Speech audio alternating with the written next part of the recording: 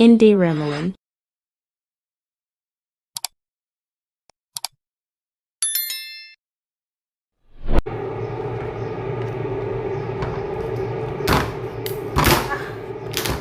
Guys, ang laki guys ng alimang. Ayan. Sobrang sarap ng laman guys. Lutuin na lang natin.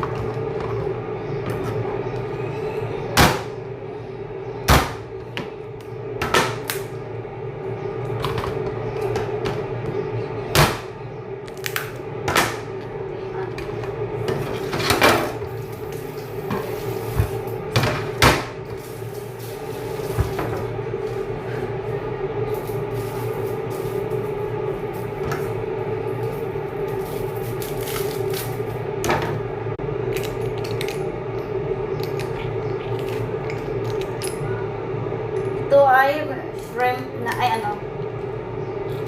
alimang may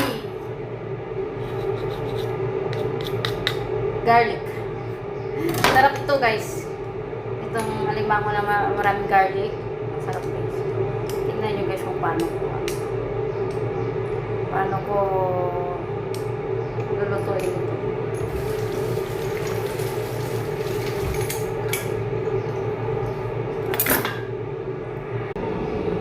Luya, onion, sili, at garlic. Siyempre, ito yung bigas natin, kanin natin guys. Kanin. At ito na din yung ating alimango. Ayan guys, mataba guys. Dito natin siya lulutuin sa malaking para mas mabilis yung pagluluto natin. Uunahin muna natin ilalagay itong garlic natin guys. Initin muna natin. Lalagyan natin siya ng soy sauce mamaya. At ito, mayroon tayong soy sauce mamaya. Ang taba guys, grabe. Sobrang sarap tingnan.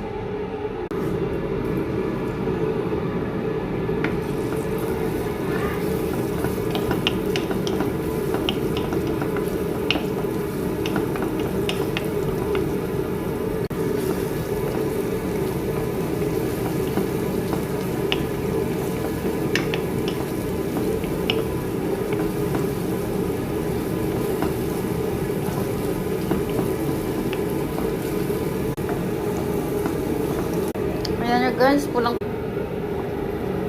kasi muna natin.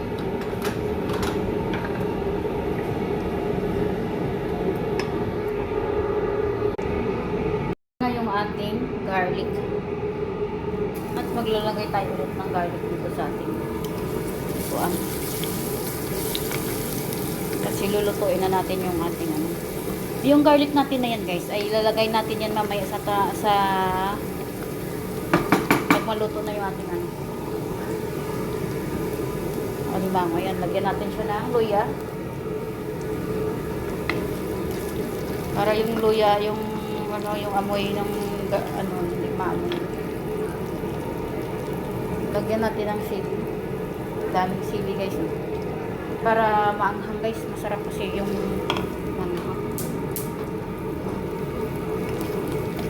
masarap kasi yung maanghang.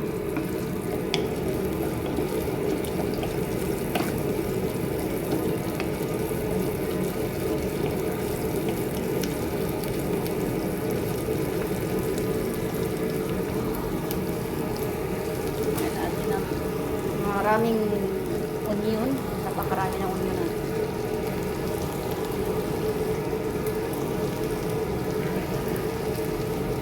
Para mas masarap yung luto natin guys pag maraming onion.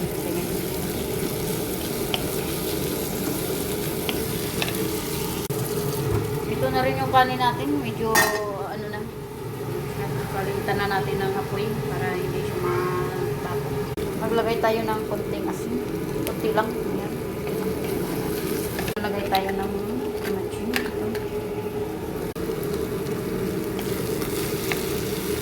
Maglagay tayo ng black pepper guys. Yan natin ng konting loyang dilaw. Lagyan natin yung kesbura guys. Kasi yung isda para kailangan talaga may kesbura. Yan lang guys yung ating spicy na ilalagay. Huwag natin lagyan ng napakaraming spicy. Ito lang, simpleng spicy lang yung ginamit natin para sa ating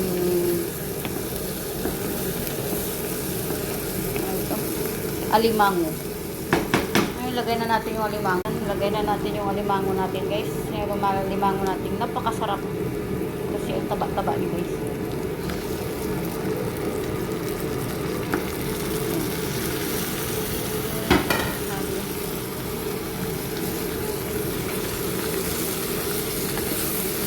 Lagyan natin siya ng konting tubig lang para yung alimango natin ay maluluto sa tubig. At mamaya na lang natin lagyan ng oyster sauce, at saka pag maluto na siya, guys, lagay na natin ulit yung ating garlic. Ito ay tinatawag na, ayan guys, maglalagay tayo ng tubig, kunting tubig lang para luluto itong ating alimango. Ayan, kunti lang.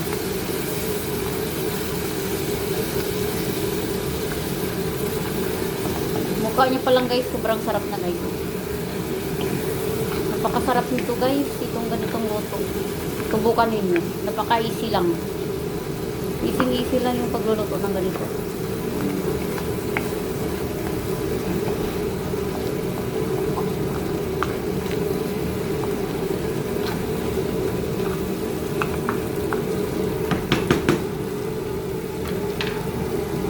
Ayan yung ating alimango.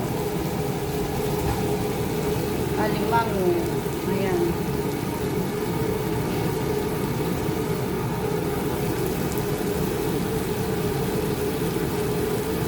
Lagyan muna natin ng pakik hanggang maluto yung ating alimango, guys. Dinagdagan ko ng tubig, guys, kasi parang kulang yung tubig niya. Maglagay muna tayo ng oyster sauce para mas masarap ito.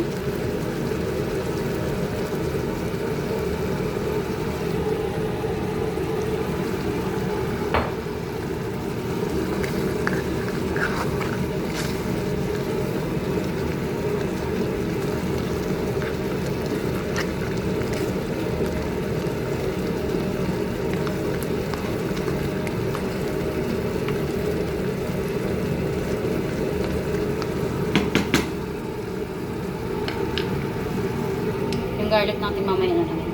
Check natin yung ating kumukulo siya, guys.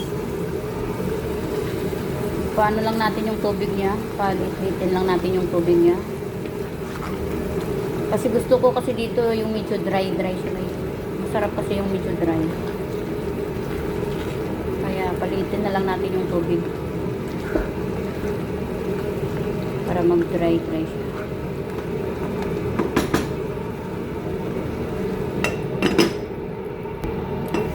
Grabe, guys, sobrang sarap ng luto natin, guys. Pati kamay mo, guys, didilaan mo, guys. Napakasarap niya, guys. Totoo. Lalo pag mayroon siyang oyster sauce. Napakasarap. Pero pwede na ito. Medyo maliit-liit na yung tubig. Tapos ilalagay natin yung ating guys. Dapat yung garlic. Ito yung sinasabing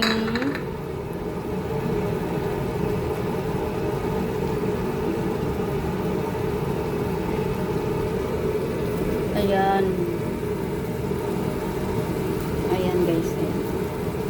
Yung garlic niya, guys. Grabe, sobrang sarap. Ayan. Papatayin na natin kasi para hindi siya baka maubos yung sabaw mamaya, guys. So, ayan guys, sobrang sarap, guys, talaga. Sobrang sarap talaga nito, guys. Ay. Ngayon ay kakain na tayo. Ayan guys, sobrang sarap.